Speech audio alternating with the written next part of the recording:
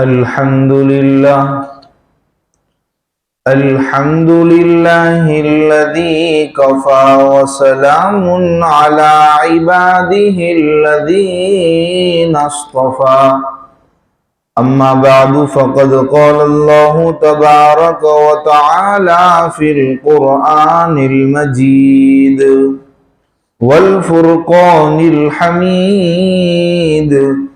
أعوذ بالله من الشيطان الرجيم. بسم الله الرحمن الرحيم. يا بني اذهبوا فتحسسوا من يوسف وأخيه ولا تيأسوا من روح الله إنه لا ييأس من روح الله إلا القوم الكافرون إلى آخر الآية. صدق الله العظيم. بزرگان محترم،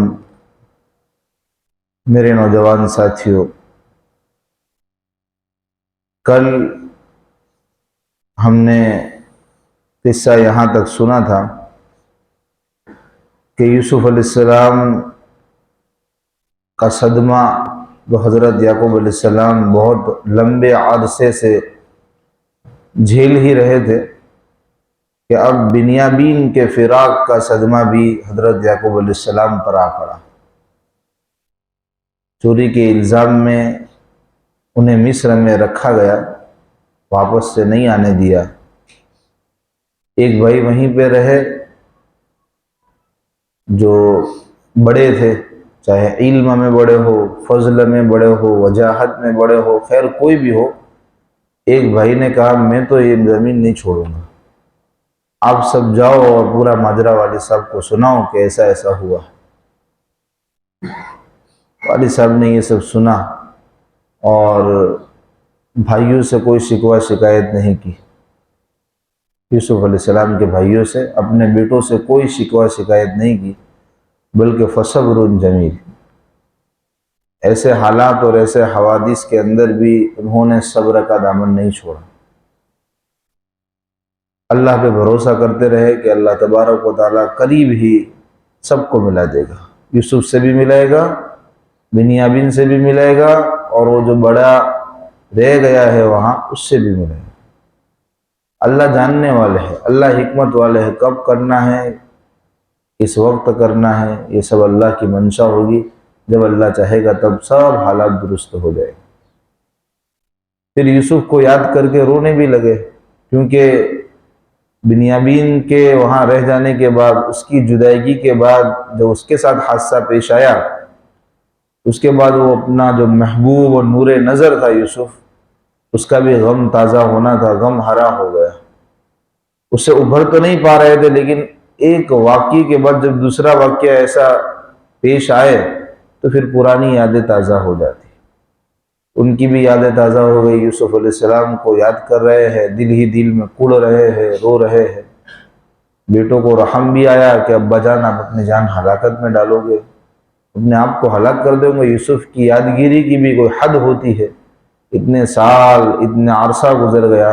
دن گزرنے کے ساتھ ساتھ، سال گزرنے کے ساتھ ساتھ اس حادثے کو بھلا دینا چاہیے. آپ کی صحت پہ اثر پڑے گا، آپ کی جان جوخم میں چلی جائے گی. والد صاحب نے کہا بھی آپ سے تو میں کوئی شکوہ نہیں کرتا ہوں، آپ کو میرے سے کیا بحث.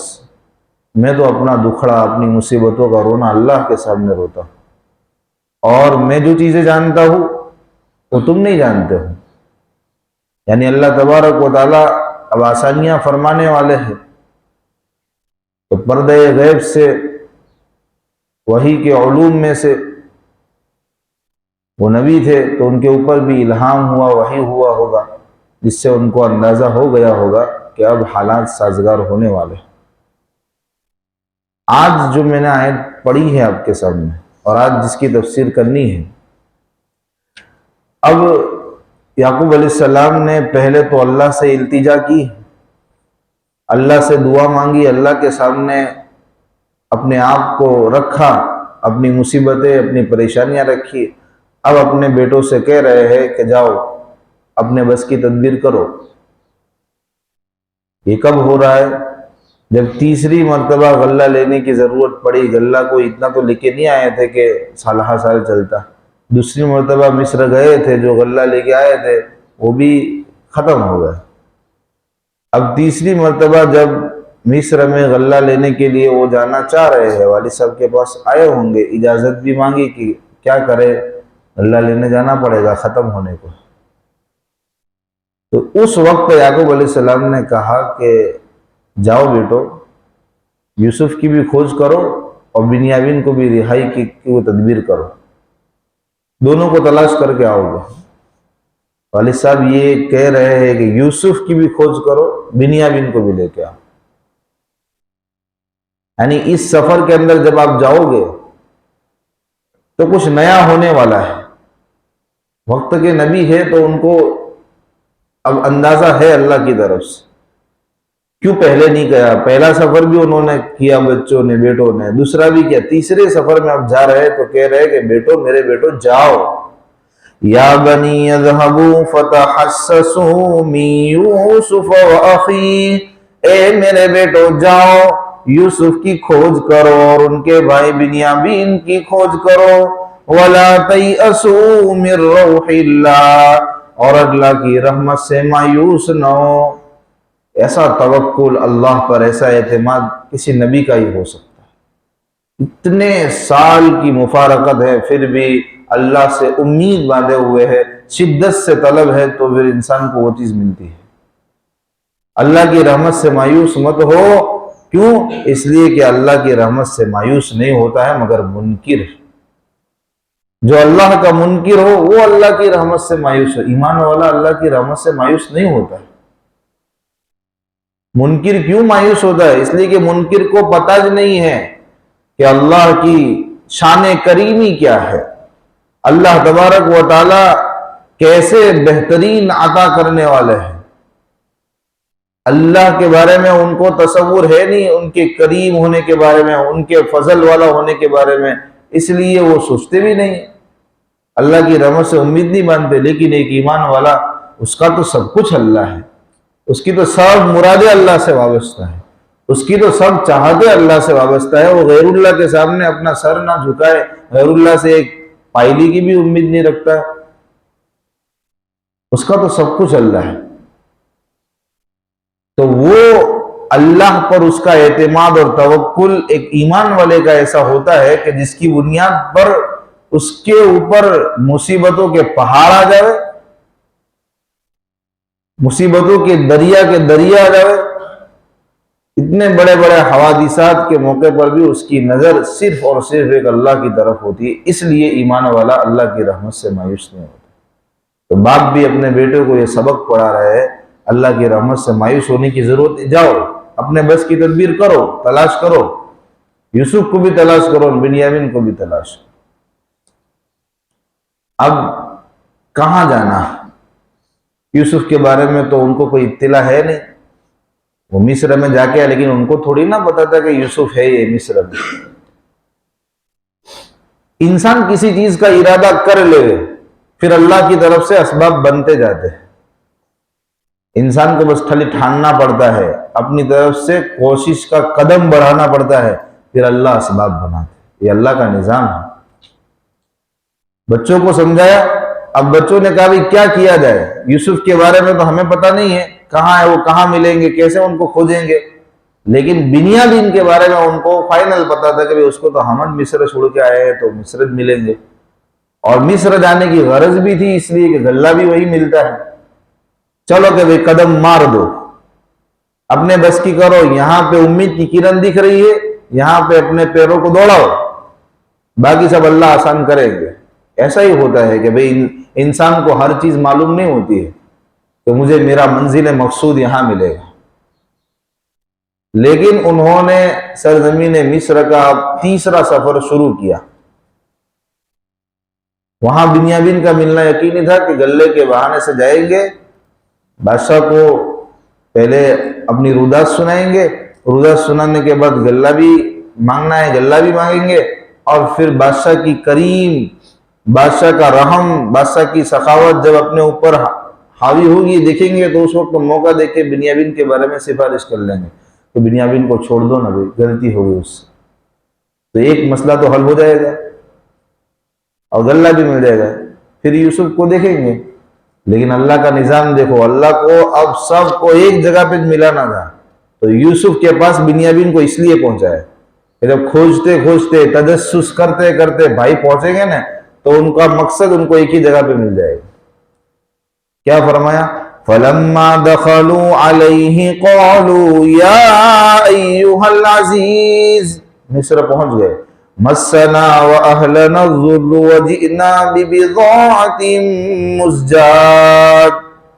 جب وہ یوسف علیہ السلام کے پاس داخل ہوئے، یوسف علیہ السلام سے ملے، انہوں نے کہا اے عزیز مصر، ہم کو اور ہمارے خاندان والوں کو بڑی تنگی پہنچی ہے، تکلیف پہنچی ہے،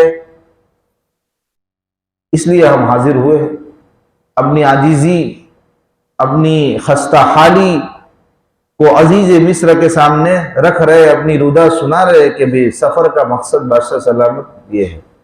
اس سے قبل 2 مرتبہ بھی اس مقصد سے آنا ہوا ہے، یہ سفر بھی اس کا بھی ایک مقصد یہ ہے کہ ہم کو بڑی تنگی پہنچی، غلہ پانی ختم ہو گیا ہے،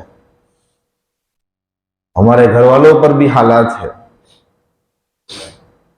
اور بادشاہ سلامت اس مرتبہ تو غلہ لینے کے لیے ہمارے پاس ڈھنگ کی کوئی رقم بھی نہیں ہے۔ کیا فرمایا؟ وَجِئْنَا بِبِضَاعَةٍ مُزْجَاةٍ، یہ بھدی پونجی لے کر آپ کے پاس آئے، اور بھدی پونجی کیا تھی؟ کھوٹے سکے ہو جو بازار میں چلتے نہ ہو، یا کوئی سامان لے کے آؤ، لیکن جو وہ سامنے سے لینے کے لیے آئے تھے غلہ، اس کے مقابلے میں یہ کم قیمت تھے، اس کی کوئی ویلیو نہیں تھی، تو یہ بغیر ویلیو والے سکے یا بغیر ویلیو والی پونجی آپ کے پاس لے کے آئے ہیں، ہمارے پاس اس کے علاوہ کوئی سرمایہ ہے نہیں، لیکن آپ سے ہم امید رکھتے ہیں کہ آپ ہماری رعایت کریں گے، ہماری اس خیرات کو، مطلب کہ آپ ان کھوٹوں سکوں کو بھی، ان کھوٹی پونجی کو، معمولی پونجی کو بھی ایکسپٹ کریں گے اور ہم کو پورا دیں گے۔ فَأَوْفِ لَنَا الْكَيْلَ وَتَصَدَّقْ عَلَيْنَا، اور آپ ہمارے اوپر خیرات کریے، اس لیے کہ اللہ تبارک و تعالیٰ خیرات کرنے والوں کو پسند کرتے ہیں یا ان کو بدلہ دیتے ہیں۔ خیرات سے یہاں پہ مراد رعایت کرنا، کہ بھئی ہم سامنے سے آپ کو جو کچھ دے رہے وہ اس قابل نہیں ہے کہ آپ ہم کو اتنا غلہ دے رہے، لیکن اللہ اے عزیز مصر آپ ہمارے اوپر رعایت کیجئے، خیرات میں جس طرح کرتے ہیں وہ ایسا معاملہ کیجئے تاکہ ہمارا کام بن جائے۔ اور خیرات اپنے حقیقی معنی میں بھی مراد لینا ہو تو ہو سکتا ہے، اس لیے کہ اللہ کے نبی صلی اللہ علیہ وسلم ان کے اوپر یہ خیرات لینا ان کو صحیح نہیں تھا، باقی پہلے انبیاء اور انبیاء کی اولاد ان کے لیے تو خیرات لینے کا حرمت کا حکم نازل اس وقت نہیں ہوا ہوگا، تو اس معنی میں وہ لے سکتے، اپنے اس معنی پہ محمول کرتے رہے کہ رعایت کیجئے۔ ان اللہ یجزی المتصدقین، یقیناً اللہ خیرات کرنے والوں کو بدلہ دیتے ہیں۔ یہاں بدلے کی صراحت نہیں فرمائی، کہاں بدلہ دیتے، مطلق رکھا، بھی دنیا میں بھی صدقے کا بدلہ ملتا ہے۔ آپ نے سنا ہوگا صدقہ دو بلائے دور کرو، صدقے سے بلا ٹلتی ہے، اور آخرت کے اندر بھی اللہ تبارک و تعالیٰ بدلہ دے گا، یہاں پہ مطلق رکھا، دونوں بدلے اس میں آگئے۔ قال هل علمتم ما فعلتم بيوسف وأخيه إذ أنتم جاهلون، اب وہ وقت آ گیا ہے کہ جو راز تھا اس کو افشا کیا جائے، اب اپنے تعارف کرانے کا، یوسف علیہ السلام کا اپنی پہچان کرانے کا کہ میں یوسف ہوں، میں تمہارا بھائی ہوں، میں بنیامین کا بھائی ہوں، یہ پہچان کرانے کا وقت اب آیا ہے۔ دیکھا یوسف علیہ السلام نے بھائی کی لاچاری کو کہ وہ درخواست کر رہے ہیں غلے کی، اور بیچارے مجبور ہو کے آئے ہیں، لاچار ہو کے آئے ہیں، اب بھائی سے نہیں رہا گیا کہ وہ اپنے آپ کی شخصیت کو چھپایا جائے، اور وہ تھے بھی اللہ کے نبی، انہوں نے اپنے پاکیزہ دل پر اللہ کی طرف سے یہ باتیں دکھی ہوگی، یہ وحی کے اثرات سے ان کو پتہ چل گیا ہوگا کہ اب بھائی یہ راز راز نہیں رہے گا، اب اس کو کھول دینا ہے۔ اور بھائی کی لاچاری دیکھ کر یوسف علیہ السلام سے رہا نہیں گیا کہ اب ان سے کھل جانا ہے، اب سب آمنے سامنے جو چیز ہے سب کہہ دینا۔ تو انہوں نے بالکل یہ انداز اپنایا اور فرمایا کہ هل علمتم ما فعلتم بیوسف، کیا تم نہیں جانتے کہ جو تم نے یوسف کے ساتھ کیا اور اس کے بھائی کے ساتھ، یعنی جو بدسلوکی تم نے یوسف کے ساتھ کی اور اس کے بھائی کے ساتھ کی، تم کو معلوم نہیں ہے؟ ان کا تو یہ سننا کہ بھئی عزیز مصر کو یوسف کے قصے سے کیا لینا دینا، یہ کیوں یوسف کا تذکرہ کرتے ہیں، کہیں یہ یوسف تو نہیں ہے؟ ٹینشن میں آ گئے، ان کے تو چھکے چھوڑ گئے کہ بھئی یہ عزیز مصر یوسف کا تذکرہ کیسے کر رہے ہیں، ان کو کیسے پتا، ہم نے تو بڑی چھپ چھپ کے ان کو ٹھکانے پہ لگایا تھا۔ اور پھر جب یہ باتیں ان کے ذہن کے اندر گردش کرنے لگی اور پھر انہوں نے تھوڑا دماغ کی بتی کو جلایا اور ان کے چہرے پر غور کیا، ان کی آواز کے اوپر غور کیا تو ارے یہ تو یوسف ہی ہے۔ اور پھر مزید اطمینان کے لیے انہوں نے پوچھ بھی لیا، کیا پوچھا؟ قال هل علمتم ما فعلتم بيوسف واخيه اذ انتم جاهلون، یوسف علیہ السلام نے پوچھا کیا تم نے جو یوسف کے ساتھ اور ان کے بھائی کے ساتھ بدسلوکی، نادانی کی حالت میں جو بدسلوکی کی تھی، تم کو معلوم نہیں ہے؟ قالوا، کیا پوچھا انہوں نے؟ اِنَّكَ لَأَنْتَ یوسف، یقیناً آپ تو یوسف لگتے ہو، یوسف ہو آپ۔ تو پھر یوسف علیہ السلام نے کہا انا یوسف وہذا اخی، جی میں یوسف ہوں اور یہ میرا بھائی ہے بنیامین، یہ میرا بھائی ہے۔ یہ کیوں کہا بنیامین میرا بھائی ہے؟ تاکہ وہ جس مقصد کے لیے آئے تھے نا، خالی بنیامین کو تلاش کرنے نہیں آئے تھے، والد صاحب نے یوسف کے بارے میں بھی کہا اس کو بھی ڈھونڈو، اس کو بھی کھوجو، بنیامین کو بھی لے کے آؤ، تو ان کو اطمینان ہو جاوے کہ بھئی آپ جس مقصود کو تلاش کرنے آئے ہیں وہ مقصود ایک ہی جگہ پہ موجود ہے، یہ رہا یوسف اور یہ رہا اس کا بھائی۔ قال انا یوسف وہذا، بھائیوں کے سامنے تو وہ سارا نقشہ آ گیا ہوگا کہ کیسے یوسف بچے تھے، چھوٹے تھے، اس کو ہم نے بے یار و مددگار کنویں میں ڈالا تھا، کہ اس وقت تو لاچاری کے عالم میں یوسف تھے اور یہاں سے لے کے آج وہ سلطنت مصر کا بادشاہ ہے اور سارے اختیارات اس کے قبضے میں ہیں، یہ سب کیسے ہو گیا؟ پوری ان کے سامنے تصویر کھل کے آ گئی، سلطنت مصر کے اختیارات یوسف کے قبضے میں ہیں۔ اور انہوں نے بھی خواب جو دیکھا تھا یوسف علیہ السلام نے، ان کے تک بات پہنچی ہوگی تو ان کو اندازہ ہو گیا ہوگا کہ آگے چل کر یہ ہم سے بہت بڑے مقام اور رتبے پہ پہنچنے والے ہیں، اس لیے حسد جلن تھا، اس میں سب کچھ کیا تھا، والد صاحب کے دلارے بھی تھے۔ تو آج وہ جب اپنی آنکھوں سے، سگی آنکھوں سے، اپنے سر کے نیچے جو آنکھیں ہیں نا، اس سے جب دیکھ رہے ہیں کہ یوسف اس مقام پر ہے، تو اب کوئی آپشن تھا بھئی بہانے کا کہ ان کو اب پچھاڑنے کا، ان کو ذلیل کرنے کا، ان کو نیچا دکھانا، اب کوئی آپشن باقی نہیں رہ گیا تھا۔ اب انہوں نے دانت چبا لیے کہ بھئی یوسف علیہ السلام ہے ہی معزز انسان، یہ اس رتبے کے، اس مقام کے لائق ہے، ہم اس لائق نہیں ہیں۔ تو انہوں نے اب اپنی غلطی پہ پشیمانی ظاہر کی اور اپنے آپ کو قصوروار ٹھہرایا۔ انہوں نے فرمایا، یوسف علیہ السلام نے پہلے فرمایا قد من اللہ علینا، اللہ نے ہم پر احسان کیا ہے، انہ من یتقی ویصبر فان اللہ لا یضیع اجر المحسنین، یقیناً اللہ تعالیٰ جو تقوی اختیار کرتا ہے اور صبر کرتا ہے تو وہ نیکوکاروں کے اجر کو ضائع نہیں کرتے۔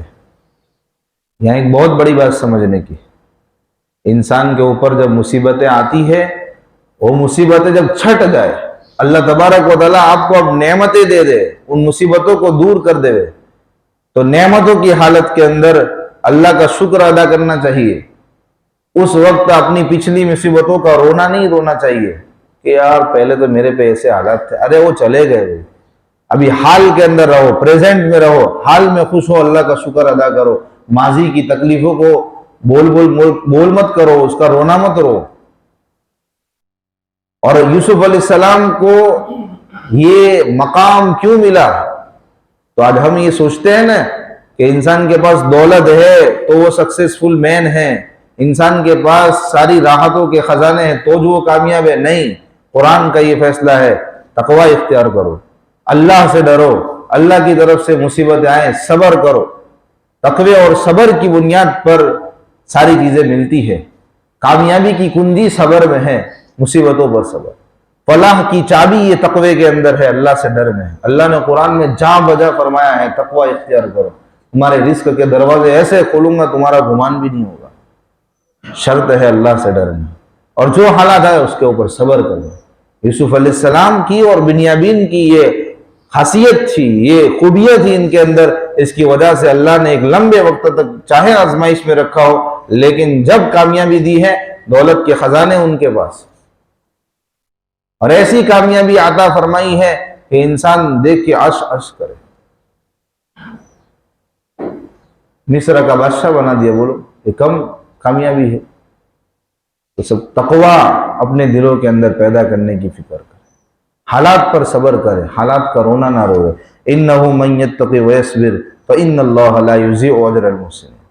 ایک بات اور بھی یہاں پہ ہے، یوسف علیہ السلام اپنے بارے میں یہ دعویٰ نہیں کر رہے کہ بھئی متقی ہو، تقوی میرے اندر ہے اس لیے مجھے یہ سب ملا ہے۔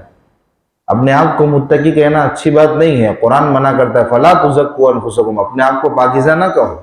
پاکیزہ وہ ہے اللہ جسے پاکیزہ بنائے، متقی وہ ہے جسے اللہ ڈر نصیب کرے۔ اپنے آپ کو حکم نہیں ہے کہ ہم اپنے آپ کو صوفین، صافین، متقین، پاکیزہ بتائیں۔ تو یہاں یوسف علیہ السلام پہ ہمیں اعتراض نہیں کرنا چاہیے، وہ بیچارے دعویٰ نہیں کر رہے ہیں اپنے متقی ہونے کا، بلکہ وہ تحدیث بالنعمہ کے طور پر یہ کہہ رہے ہیں کہ اللہ نے پہلے صلاح عطا فرمائی، تقوی عطا فرمایا، اللہ کا ڈر اللہ نے عطا فرمایا، پھر اس کے نتیجے میں یہ نعمت ہے۔ خیر بھائیوں کو جب یہ دیکھ لیا کہ بھی ہم ہی قصوروار ہے، اب یوسف اس مقام پہ ہے تو ان کو اب شرمندگی ہونے لگی، اپنی غلطی کا احساس ہونے لگا، تو کہہ رہے قَالُوا تَاللَّهِ لَقَدْ آثَرَكَ اللَّهُ عَلَيْنَا وَإِن كُنَّا لَخَاطِئِينَ، بخدا آپ کو اللہ نے ہم پر فوقیت دی ہے۔ یوسف کی فوقیت کو تسلیم کر لے گا، بھئی ہمارے آپ کے اپنے، یعنی ایسا نہیں ہے کہ ہم نے آپ کو، اللہ نے آپ کو فوقیت، اللہ نے آپ کو بڑھایا ہے، اللہ نے آپ کی فضیلت کو ہم سے زیادہ رکھا، اور ہم خطا کار تھے، ہم گنہگار تھے۔ جب یوسف علیہ السلام نے دیکھا کہ بھائی کو پچھتاوا ہو گیا ہے، بھائی پشیمان ہو گئے ہیں، نادم ہو گئے اپنی غلطی پر، تو ایسے اخلاق کریمانہ ایک نبی ہی پیش کر سکتا ہے کہ پچھلی ساری مصیبتیں ایک طرف، سب کو بھول بھلیا کر کے کیا فرمایا، تاریخی جملہ ارشاد فرمایا جو ہم میں سے ہر ایک کو اپنے اندر اس کو لانے کی ضرورت ہے، لا تثریب علیکم، ارے معافی تو چھوڑو، آج تم پر ملامت بھی نہیں ہے۔ کیسے اخلاق کریمانہ؟ یہ اخلاق کریمانہ کا اعلیٰ درجہ ہے۔ ہم کو کوئی گالی دے دے، ہم برسوں برس تک اس کو بلاتے نہیں، ہمارے ساتھ کوئی ناروا معاملہ کر دے، ہماری دشمنیاں سالہ سال تک چلتی ہے، ہم کو کوئی معمولی تکلیف، کوئی ایذا پہنچا دے، ہم اس کے سامنے دیکھنے تک کے لیے تیار نہیں، راستہ بھی کترا کے چلتے ہیں اس کے سامنے منہ بھی ڈھنکا نہیں رکھتے۔ لیکن یوسف علیہ السلام یہ نبی ہیں، ان کے اخلاق کریمانہ کا یہ لیول ہے کہ اتنی ساری مصیبتیں بھائیوں کی طرف سے ظاہری طور پر پہنچی ہے، چاہتے تو بدلہ لے سکتے تھے، چاہتے تو کچھ دیر کے بعد معاف کر سکتے تھے، چاہتے تو پہلے ان کو تھوڑا حالات میں ڈالتے، تھوڑا انتظار کراتے، لیکن نہیں، معافی نہیں، ملامت بھی نہیں ہے، اور اتنا نہیں، میں اللہ سے دعا کرتا ہوں اللہ تم کو معاف فرما دے، میں نے اپنی طرف سے معاف کر دیا، اب اس پچھلی داستان کو بھولت جاؤ، یوں سمجھ لو کہ یہ سبق ہم نے پڑھا نہیں تھا، کتاب کے اس صفحے کو مٹا دو، ایک نئی زندگی کا آغاز کرو میرے بھائیوں، ایک نئی زندگی کا آغاز کرو، اپنی بھی دشمنیاں ختم کرو، اپنی بھی میل کچیل ختم کرو، نئی داستان لکھو۔ معاف کرنے والے اللہ کو پسند ہے۔ دیکھو یوسف علیہ السلام نے ملامت بھی نہیں کی، الٹا اللہ سے دعا کی اللہ معاف فرما دے میرے بھائیوں۔ یغفر اللہ لکم، فرمایا کہ بھی اللہ تو اور زیادہ غفور الرحیم ہے، اور ارحم الرحیم، اللہ بھی تم کو معاف فرما دے گا۔ بھائیوں سے سب اس طرح ملنا جلنا ہو گیا، معافی شافی ہو گئی. اب اس کے بعد فرما رہے ہیں کہ جاؤ، یہ میں جو کرتا دیتا ہوں نا، اس کو لے کر جاؤ، میرے ابا کے چہرے پہ اس کو پھیر دینا، میرے ابا کی بینائی لوٹ آئے گی. اذهبوا بقميصي هذا فألقوه على وجه أبي يأتي بصيرا. تم یہ میرا کرتا لے کر جاؤ اور اس کو میرے ابا کے چہرے پر پھیر دینا، وہ بینا ہو جائیں گے، دیکھنے والے ہو جائیں گے. وَأْتُونِي بِأَهْلِكُمْ أَجْمَعِينَ، اور تم میرے پاس اپنے خاندان کو، پورے خاندان کو لے کر آ جاؤ. اب یہ خواب کی تعبیر دیکھو نا پوری ہو رہی، 11 ستارے، چاند، سورج، سب کو لے کے آؤ. یوسف علیہ السلام نے اپنا کرتا دیا بھائیوں کو، یہ کرتا آپ لے جاؤ گے اپنے ابا کے چہرے پر، ہمارے ابا کے چہرے پہ پھیرو گے، ان کی روشنی لوٹ آئے گی. کوئی جادوئی کرتا نہیں تھا، اللہ کی طرف سے یوسف علیہ السلام کا ایک معجزہ تھا. تفسیر کی کتابوں میں لکھا ہے کہ وہ کرتا جنتی کرتا تھا، جو حضرت ابراہیم علیہ السلام کو پہلے دیا گیا تھا، جنت سے ان کے لیے اتارا گیا تھا، پھر ان کے بیٹے کو انہوں نے دیا، پھر ان کے بیٹوں نے، اس طرح چلتے چلتے یوسف علیہ السلام تک وہ کرتا پہنچا ہے، اور بڑا سیف سنبھال کے رکھا گیا. اور اس کے تاثیر یہ تھی، اس کی خصوصیت یہ تھی کہ بینا کے اوپر پھیرو تو، نابینا کے اوپر پھیرو تو بینا ہو جائے. یہ بھی ملتا ہے. اور ایک تفسیر میں یہ ملتا ہے کہ بھئی یوسف علیہ السلام خود اتنے بابرکت انسان ہیں، ان کی خوبصورتی اتنی تھی کہ ان کے بدن سے کوئی کرتا ٹچ ہو تو اس کے اندر یہ خصوصیت پیدا ہو تو اس میں کوئی بعید بات نہیں ہے. وہ کتنے خوبصورت تھے، ان کے بدن سے مس کرتا یہ کسی کو لگے تو اللہ تبارک و تعالیٰ اس میں ایسی تاثیر پیدا کر دے کہ کسی کی بینائی لوٹ آئے. اس میں کون سی بعید والی بات ہے. خیر وہ ابا کے پاس گئے اور انہوں نے کیا، بینائی بھی لوٹ آئی ہوگی. اب آگے ایک چیز ہمارے سمجھنے کی ہے، وَأْتُونِي بِأَهْلِكُمْ أَجْمَعِينَ، اپنے خاندان کو لے کر آؤ. یوسف علیہ السلام کو بھی سب سے زیادہ چاہت کس کی تھی؟ اپنے ابا کی. مقصود تو وہی تھا کہ میرے ابا ہوئے تو ابا کا نام کیوں نہیں لیا، یا ابا کا تذکرہ کیوں نہیں، میرے ابا کو میرے پاس لے کے آؤ، ایسا کیوں نہیں کہا، اور پورے خاندان کو کہا. ابا کا نام کہ میرے ابا کو میرے پاس لے کے آؤ. ایک بیٹا اپنے باپ سے کہے کہ میرے ابا کو میرے پاس لے کے آؤ، اس میں بے ادبی ہو سکتی تھی. تو میرے ابا نہیں کہا، بلکہ اپنے خاندان کو لے کر آؤ. اور میرے ابا کے بارے میں یقین ہے مجھے، یوسف علیہ السلام کو یقین تھا کہ ان کی بینائی لوٹ آئے گی، وہ یوسف کو اپنے نور نظر کو دیکھنے ضرور آئیں گے. بھئی جس کے فراق میں اتنے روئے ہو، اتنے تڑپے ہو کہ بینائی بھی چلی گئی ہو، اس کی خوشخبری سنیں اور وہ نہ آئے، ایسا ہو سکتا ہے. خیر یہ آج کی تفسیر کا خلاصہ تھا. جب یوسف علیہ السلام کو بھائیوں نے ان کے ساتھ برا معاملہ کیا تھا، کنویں میں ڈالا تھا، تب تو کرتے پہ جھوٹ موٹ کا خون لگا کے والد صاحب کو بتایا تھا کہ دیکھو بھیڑیے نے کھا لیا ہے. تب بھی ایک کرتا تھا جس نے مفارقت کا دکھ دیا تھا، جدائی کا دکھ دیا تھا.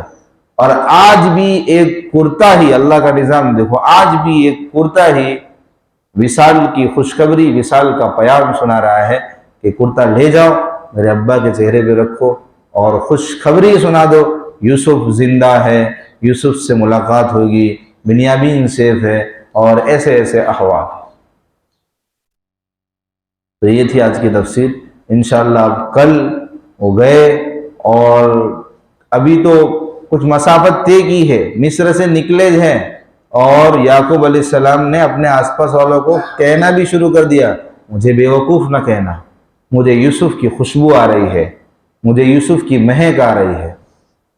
وقت کے نبی تھے نا. تو انشاءاللہ آئندہ کل پیش کریں. صدق اللہ.